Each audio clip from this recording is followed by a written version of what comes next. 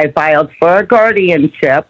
And then on May 26th, Nicole had texted me at 11:30 in the morning and asked me if she could come and take Michael to lunch. And I told Nicole as long as she was not driving, because she doesn't have a valid license, and had a licensed driver and they weren't under the influence, that she could take Michael to lunch. She didn't show up till after 3:00.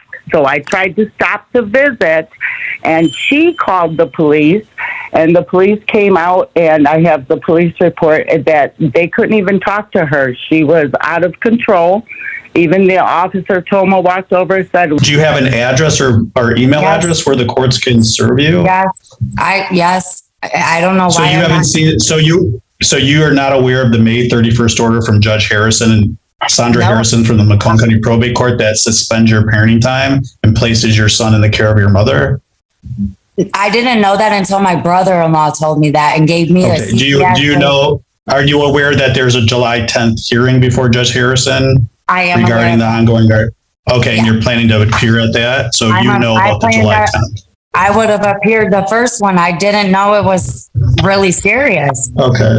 All right. And Mr. Burcham, you appeared at the probate hearing before Judge Harrison as well. Is that correct? You know what I mean? So like, I know what's going on now. I just didn't know. So I knew I had to get in and put something in. Okay. So it's correct. Right now you agree with Grandma that you feel she's the appropriate place for your son. So let me ask you, so Miss Cross, did you call CPS? So for CPS to call your mom, why do you think CPS approached your mom and contacted her to take your son? I have a text message. The CPS worker's name is Michelle. Her name's Michelle, and she closed my case, and so did her supervisor. So why do you think they went to your mom's house to view it for a possible placement of your child?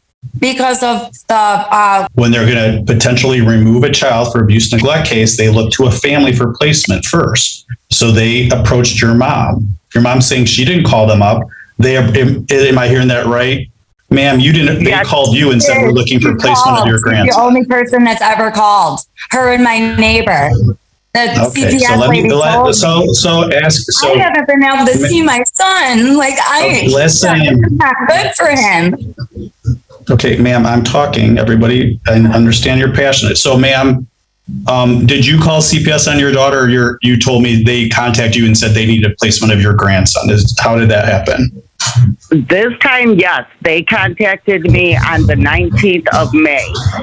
It was a Friday. It was about 5:00 at night. I